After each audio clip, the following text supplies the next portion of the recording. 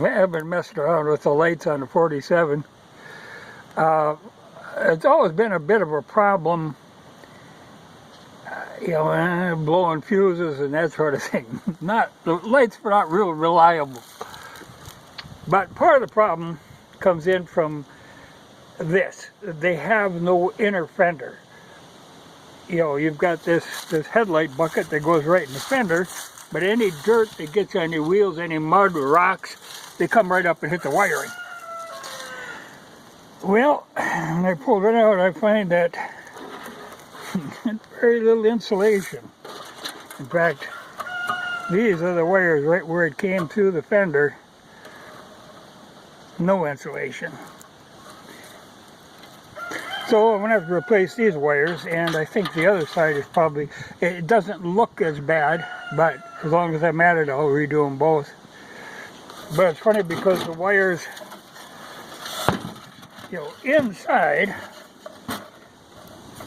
where stuff couldn't get them, they're fine, a little corrosion there. But I'll have to pull those clips out of there and run new wires all the way. And then I'll put them inside of that casing to keep them from getting destroyed again. But she is a bit of a mystery in the wiring. Originally there was only one fuse, and that was on the headlight switch, but this has got a few accessories on it.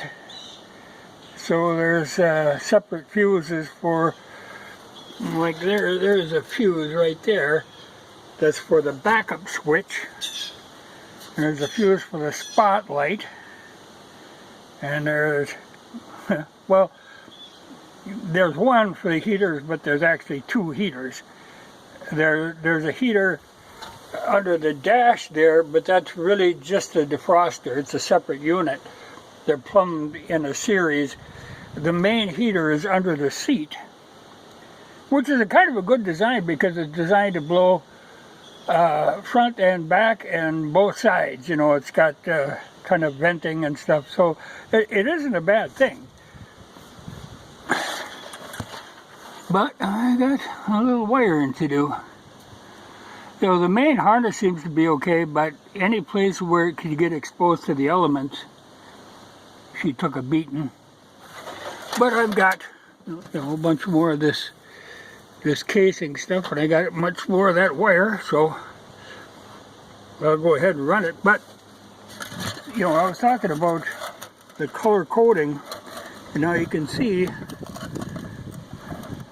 the one here has got, I think it's a blue tracer.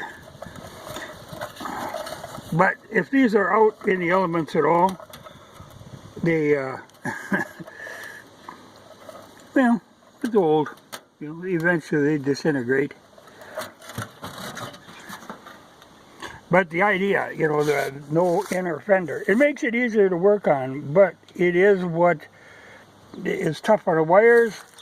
And on all these 47s, you'll see them patched right in front of the door, because back in there's a channel. That stuff flies up and sits there and can't run out of that channel. So you'll always find a rust on them there. Otherwise, good solid body, but that's something they learned later. And smart people drilled a drain in the bottom of that channel to let the water out. Because you got to figure, when that thing's going down the road, she's throwing mud all over under there. On a gravel road, you do hear it rattling, clean up on the bottom of the fender. Oh, I was going to show.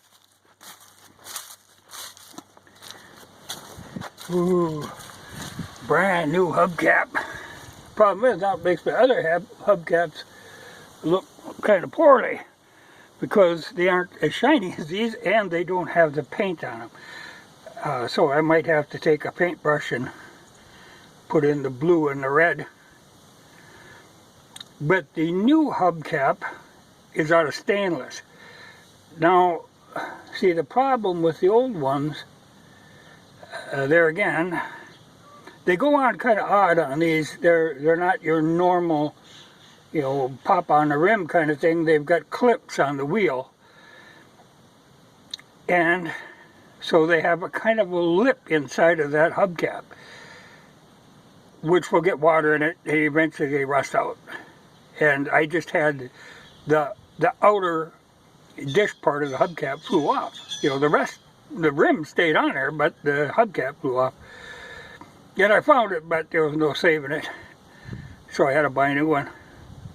But it's a thing of beauty, but it's like $60. So either I gotta paint up my other ones or buy more, because they look really rather drab now. But it's better than no hubcap. But it is very shiny. Stainless is a good way to go. If they weren't so expensive, I'd replace them all, and maybe that's something I should do.